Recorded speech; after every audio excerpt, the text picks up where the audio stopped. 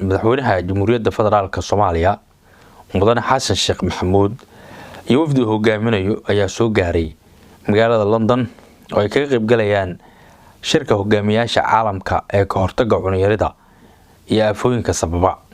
Madaxweynaha Jamhuuriyadda ayaa intuu ku sugan yahay dalkan waxa uu la kulmi doonaa madaxda ugu sarreysa ee dalkan Ingiriiska sida ra'iisul wasaaraha dalkan Ingiriiska.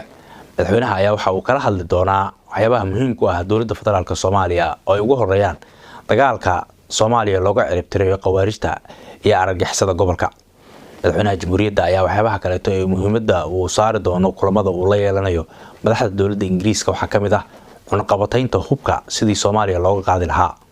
sidoo kale madaxweynaha Jamhuuriyadda ayaa waxa uu la kulmi doonaa jaaliyadda Soomaaliyeed ee ku dhaqan dalkan isagoo kala hadli doona in ay qayb ka noqdaan dagaalka dowladda federaalka Soomaaliya ay kula jirto qawaarijta isla markaana guusha soo dhow ay gacan ku yeeshaan.